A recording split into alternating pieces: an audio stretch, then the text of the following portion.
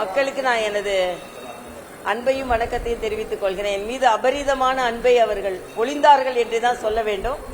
அதனால்தான் புதுச்சேரியில ஒவ்வொரு தெருக்களிலும் ஒவ்வொரு கோயில்களிலும் நான் அந்த அன்பை உணர்ந்திருக்கிறேன். இந்த அன்பு என்றும் தொடரும். இது ஏண்டோ அன்பு விட்டுப்பட்டு போட்டது, புதுச்சேரிக்கு எனக்குள்ள தொடர்பு விடுபட்டது என்பதில்லை. இந்த அன்பு என்றுமே தொடரும். ஆனா சில நேரங்களில் வாழ்க்கையில் சில கடுமையான முடிவுகளை எடுக்க வேண்டி வருகிறது. நாம் சில சேவைகளை செய்வதற்கு. அதனாலதான் நான் மரியாதைக்குரிய பாரத பிரதமர் அவர்களுக்கும் மரியாதைக்குரிய உள்துறை அமைச்சர் அவர்களுக்கும் மரியாதைக்குரிய குடியரசுத் தலைவர் அவர்களுக்கும் எனக்கு இந்த ஒரு வாய்ப்பை கொடுத்தது. புதுச்சேரிக்கு வந்தது எனக்கு எனது வாழ்க்கையில் மறக்க முடியாத ஒரு நிகழ்வு. தமிழ்ல பதவி பிரமாணம் எடுத்துக்கொண்டது மட்டுமல்லாமல் எந்தெந்த வகையில புதுவை மக்களுக்கு நல்ல திட்டங்களுக்கு ஒப்புதல் அளிக்க முடியுமோ அதையெல்லாம் மனசாட்சிப்படி அளித்திருக்கிறேன். நானே சில நல்ல திட்டங்களை முன்னெடுத்திருக்கிறேன். அதை அரசாங்கத்தை செய்வதற்காக நான் வலியுறுத்தி இருக்கிறேன். அப்படி இருக்கும்போது முழு மன திருப்தியோடு 3 ஆண்டுகள், ஏறக்குறைய 3 மாதம் அங்கே சென்று விட்டு வாருங்கள் என்றுதான் முதலில் என்னை அனுப்பினார்கள். ஆனால் 3 ஆண்டுகள் முழுமையாக இந்த புதுவை மக்களுக்கு சேவை செய்வதற்கு ஒரு மிகப்பெரிய வாய்ப்பை ஆண்டவனும் ஆண்டு கொண்டிருப்பவரும் எனக்கு கொடுத்தார்கள்.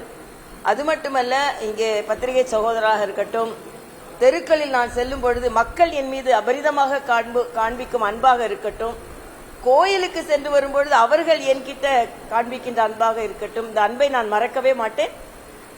இது ஒரு மிக மிக மகிழ்வான அனுபவம் இந்த 3 ஆண்டுகள். இதை நான் ஒரு நன்றியோடு நினைவு கூறுகிறேன். அது மட்டும் இல்ல, இங்க பள்ளி குழந்தைகளிடம் நான் பழகிய ஒரு பழக்கம் எனக்கு மறக்க முடியாதது. ஏறக்குறைய 75 பள்ளிகளுக்கு சென்றிருக்கிறேன்.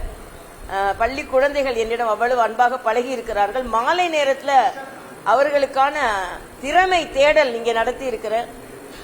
குழந்தைகளுக்கான அதிக மார்க் வாங்கும் குழந்தைகளுக்கு பரிசளிக்க வேண்டும் என்பதும், புத்தக பையில்லாத நாள் இருக்க வேண்டும் என்பதும், சாயந்தர நேரத்தில் அவர்களுக்கு மில்லட் ஸ்நாக்ஸ் கொடுக்கணும் அப்படின்ற கோரிக்கை வைத்ததாக இருக்கட்டும். அதே மாதிரி பல காலையில சத்து பானம் கொடுக்க வேண்டியது, அதே போல வாட்டர் பெல், அவங்க நிறைய தண்ணி குடிச்சு அவங்க ஆரோக்கியமா இருக்கணும்னு அந்த குழந்தைகளுக்கு, எல்லாவற்றிற்கும் மேலாக அரசாங்க பள்ளியில் படிக்கும் மாணவிகளுக்கு 10% நீட் தேர்வில் ஒதுக்கீடு கொடுத்து, அந்த சாமானிய மக்கள் கூட, குழந்தைகள் கூட மருத்துவர் ஆகிய ஒரு மிகப்பெரிய அனுபவத்தை நான் இங்கே பார்த்தேன். ஏனென்றால் மருத்துவ படிப்பு என்பது எவ்வளவு மிகப்பெரிய வாய்ப்பு என்று மருத்துவரான எனக்கு தெரியும். இதெல்லாம் எனக்கு மிகப்பெரிய வாய்ப்பு.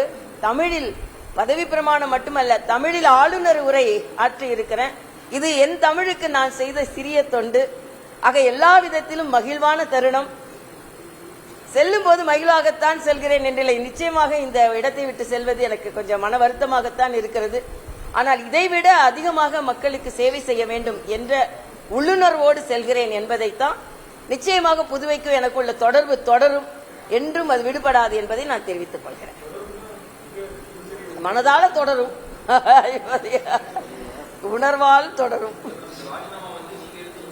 நானே எடுத்த முடிவுதான். ஆனா இங்க சில பத்திரிகை சகோதரர்கள், நான் எவ்வளவு அன்பா இருந்தாலும் ஏதோ நான் கவர்னரா என தொடர முடியாது, அதனால நான் இப்படி ஒரு முடிவு எடுத்தேன் அப்படிலாம் இல்ல. நான் தான் 1 வருஷமா உங்களுக்கு எல்லாம் சொல்லிக்கொண்டே இருக்கேன். இன்னொன்று உங்களுக்கு நல்லா தெரியும், கவர்னர் மாளிகை என்பது எவ்வளவு வசதி மிக்க மாளிகை என்று.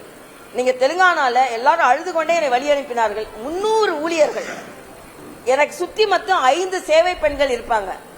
ஆக அப்படிப்பட்ட ஒரு வாழ்க்கையை விட்டுவிட்டு நான் பொது வாழ்க்கைக்கு வருகிறேன் என்றால் அதில் அன்பை நாம புரிந்து கொள்ள வேண்டும். ஆனா ஏதோ நான் கவர்னரா இன்னும் இருக்கணும்னு கேட்டேன். 6 மாசம் இருக்கு, அங்க கவர்னர் இருக்கு, இங்க 3 வருஷம் நான் முடிச்சிட்டேன். அதனால இதெல்லாம் சுயநலத்திற்காக எடுத்த எந்த முடிவும் இல்லை. சுயநலத்துக்கு நான் எடுத்த முடிவா இருந்தா நான் நல்ல பிராக்டிஸ்ல டாக்டராகவே இருந்திருப்பேன், இல்லைன்னா நான் வேற மாதிரி வழியை தேர்ந்தெடுத்திருப்பேன். என்னோட ஒற்றை நோக்கம் முழுவதுமாக மக்கள் தொடர்பு, மக்கள் சேவை. அதனாலதான் நான் இருந்த ராஜ்பவனா இருக்கட்டும், ராஜ்நிவாசா இருக்கட்டும், மக்கள் பவனமாகத்தான் மாறியது. ஆனா இன்னும் நேரடி தொடர்பு கொள்ள முடியவில்லையே என்ற ஆதங்கத்தில் தான் நான் ராஜினாமா செய்தேன். இது முழு முதல் என்னோட விருப்பம். நான் சொல்லி நான் எனது முடிவை ஏற்றுக்கொண்டது தான் நான் சொல்றேன்.